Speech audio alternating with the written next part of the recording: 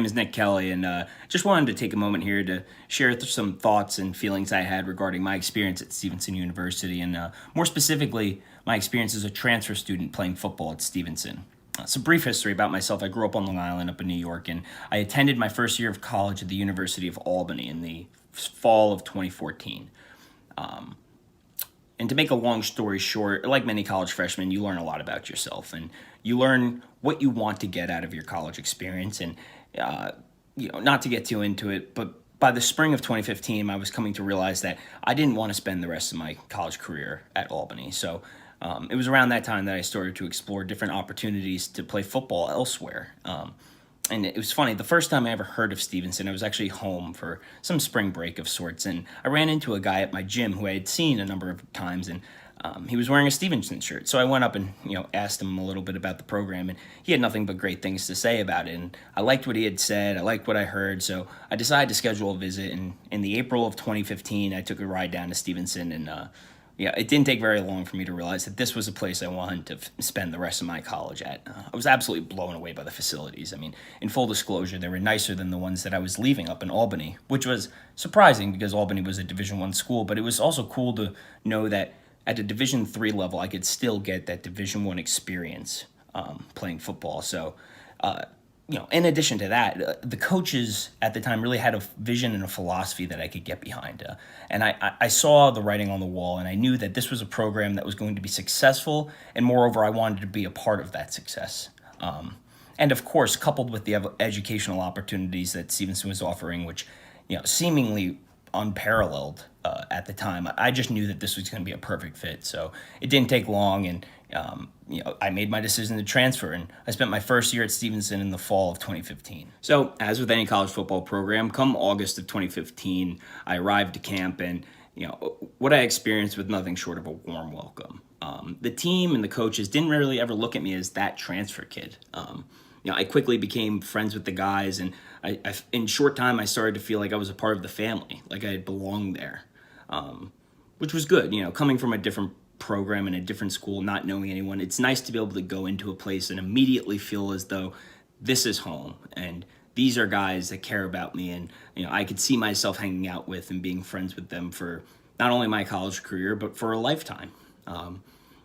So in addition to the warm welcome I received during those first couple weeks of camp, something that sticks out in my mind was, just how committed the coaches were to this idea that, every year's a new year and every week's a new week. And it didn't matter what you did last year or last week. What matters most was what you brought to the table today, in terms of seeing the field on Saturday and having a spot on the roster.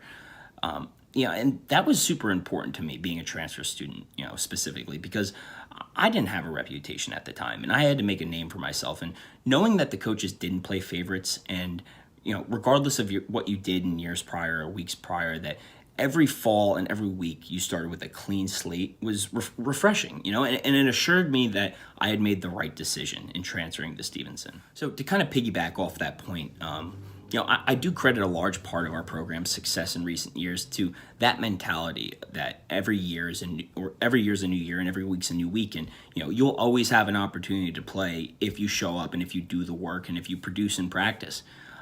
That very first year, we got a bowl bid and we ended up winning the Centennial MAC Conference Championship, which was really cool. Transferring in from a different school, you don't want to go somewhere that's losing, because losing sucks. Winning's fun. And to see success that early on in my career, again, it just reassured me of my decision, and even more so that, the following year we ended up winning our school's very first conference championship. And to be a part of that milestone and that history was really special. And of course, winning's fun. And, to be a part of a winning program for my time there, it just made that experience all the better for me. So to kind of put a fine point on all of this, I would recommend Stevenson for a variety of different reasons, but primarily, this is a place that I truly believe is a microcosm of the real world. The lessons that I learned, both in the classroom and on the field, have translated into life post-graduation, and I credit a large part of the success that I've been able to realize since leaving Stevenson to what I've learned during my tenure there.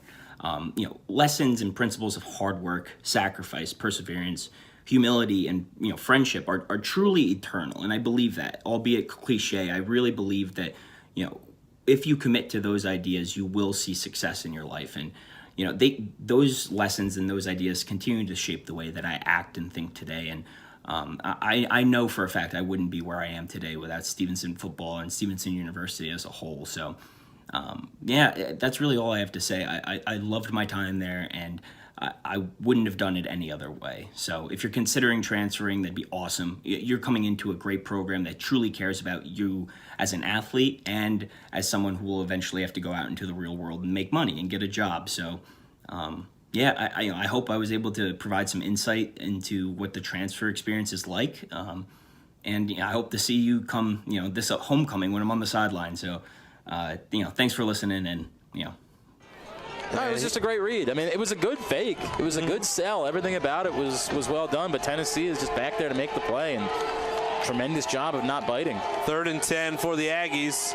Mustang fans making some noise. Play action. Darden looking left. Now forced to move left. Now under pressure. Now he's sacked at the 10-yard line. Darden goes down, and leading the way on the play was number 44, Nick Kelly. Just the 4th sack of the season for this Mustang defense. So with everything they've done well, 3rd in the conference in points allowed, 2nd in the nation in interceptions, all these accolades, sacks have not been one of their strengths this year, and they get one of the toughest